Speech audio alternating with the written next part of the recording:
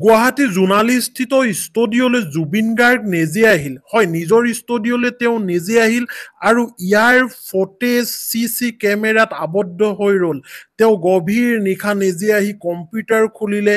আৰু হয়তো তাত তেনেকুৱা ধৰণৰ বহুত কাম আছিল সেই কামবোৰ তেওঁ চোৱা চিতা কৰিলে এই জোনালীস্থিত ষ্টুডিঅ'টোলৈ এই ঘটনা সংঘটিত হৈছে আৰু যোৱা ৰাতি অহা সেই দৃশ্য বন্দী হৈ ৰ'ল চি কেমেৰাত হয় চি কেমেৰাত জুবিন গাৰ্গ অহাৰ সেই দৃশ্য বৰ্তমান সময়ত আবদ্ধ হৈ ৰ'ল এতিয়া ৰাইজে আচলতে চিন্তা কৰিছে যে জুবিন গাৰ্গে এনেকৈ যে আত্মা হৈ ঘূৰি ফুৰিছে কিয় ঘূৰি ফুৰিছে আচলতে এই দৃশ্য কেনেকৈ আহিল চি কেমেৰাত কেনেকৈ আবদ্ধ হ'ল গভীৰ ৰাতি জুবিন গাৰ্গ আহি নিজৰ সেই চকীখনত বহিল যিখন চকীত বহি তেওঁ কাম কৰিছিল জুবিন গাৰ্গে কিয়নো সেই চকীখন আপোনালোকে চাব পাৰে যিখন চকীত বহি জুবিন গাৰ্গে কাম কৰিছিল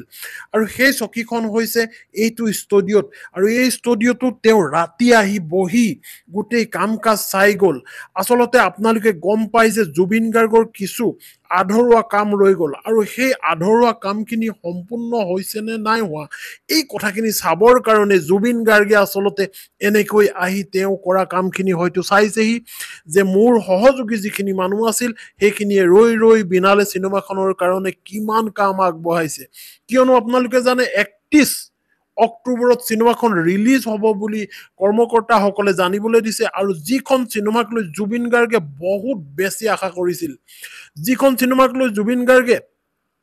এটা সপোন দেখিছিল আৰু সেই সপোনটো আছিল এখন মিউজিকেল ধৰ্মী চিনেমা আচলতে আপোনালোকে হয়তো বহুতে চায়ে পোৱা নাই য'ত মিউজিকে প্ৰাধান্য পায় আৰু তেনে এখন চিনেমা অসমীয়াত তেওঁ নিৰ্মাণ কৰিছিল অসমীয়াত তেওঁ বনাইছিল আৰু সেইখনে হৈছে ৰৈ ৰৈ বিনালে আৰু তাৰ ডাবিং থাকি গৈছিল আপোনালোকে গম পাই ছিংগাপুৰলৈ যোৱাৰ আগতে বহুতৰ আগত জুবিন গাৰ্গ মহান শিল্পী জুবিন গাৰ্গ ডাঙৰীয়াই কৈছিল যে মই ঘূৰি আহি ডাবিংখিনি শেষ কৰিবই লাগিব কাৰণ ৩১ অক্টোবৰত চিনেমাখন ৰিলিজ দিম এনেকৈ কৈছিল অলপ শ্বুটিঙৰ কামো বাকী ৰৈছিল সেইখিনি কাম হয়তো এতিয়া সম্পূৰ্ণ হ'বলৈ গৈ আছে আৰু কৰি আছে আৰু আপোনালোকে যিখিনি এতিয়া ফটেজ দেখি আছে ইয়াৰ দ্বিতীয় গানটোৰ আচলতে ফটেজ কিছুমান দেখি আছে জুবিন গাৰ্গ আৰু এগৰাকী ছোৱালী ওলাই আছে অভিনেত্ৰী কিন্তু এই ষ্টুডিঅ'টোত জুবিন গাৰ্গে ৰাতি কেনেকৈ আহিলে ৰাতি আহি কি কৰিলে নিজৰ কম্পিউটাৰত কিমান কি কাম কৰি থৈ গ'ল এই বহু প্ৰশ্ন এতিয়া হৈছে আৰু চি কেমেৰাৰ মনিটৰত এই বস্তুটো ধৰা পৰিছে ৰেকৰ্ডিং হৈ ৰৈছে কিছু ছায়া মায়া দৃশ্য আচলতে ৰৈ গৈছে আৰু ৰৈ ৰৈ বিনালে চিনেমাখনৰ কাম কৰিবলৈকে তেওঁ চাউণ্ডৰ কাম কৰিবলৈকে ভইচৰ কাম কৰিবলৈকে হয়তো আহিছিল কাৰণ আন্ধাৰৰ সুযোগ লৈ কাৰণ তেখেতে যদি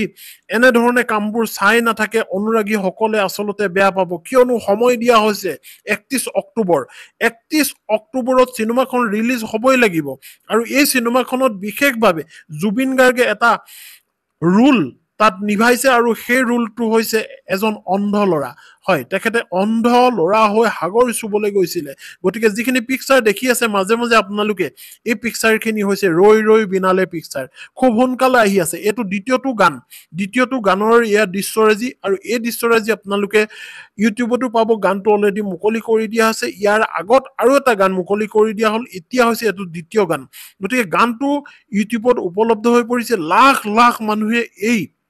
গানটো শুনিছে আৰু চাইছে যিটো সপোন লগা হয় কি সুন্দৰ ঠাইত তেওঁ গৈ এইখিনি চিত্ৰায়ন কৰিছিল দৃশ্যায়ন কৰিছিল কিন্তু অডিঅ'ৰ কাম বাকী ৰৈ গৈছিল গতিকে এতিয়া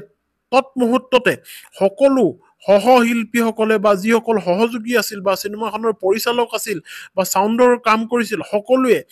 একত্ৰিত হৈ এক হৈ গোটেই কামখিনি আগবঢ়াই নি আছে আৰু নি এতিয়া এনেকুৱা এটা পৰ্যায় পাইছে যিটো পৰ্যায়লৈ আচলতে চিনেমাখন ৰিলিজ দিব পৰা হ'ব ৰৈ ৰৈ বিনালে আৰু ৰৈ ৰৈ বিনালে ৩১ অক্টোবৰত আহি আছে ৰাইজ ৩১ অক্টোবৰত আপোনালোকে নাপাহৰিব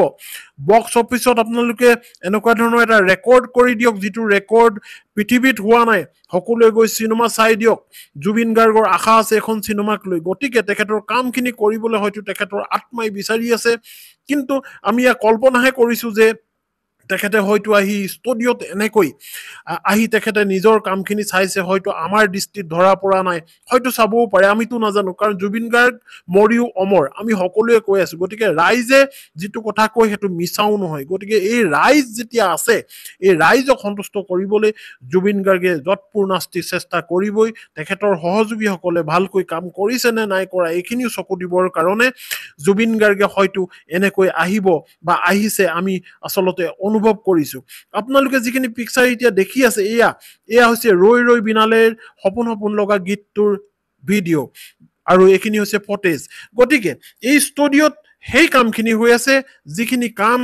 ৰৈ ৰৈ বিনালেত হ'বলৈ আছিল, আৰু ৰৈ ৰৈ বিনালেত হ'বলৈ আছিল এতিয়া বৰ্তমান সময়ত হৈ গ'ল। সকলোৱে কাম কৰি উলিয়াই দিলে। 31 অক্টোবৰ ৰৈ ৰৈ বিনালে চাবলৈ আপোনালোকে হললৈ নোযোৱাকে নাথাকিব ৰাইজ।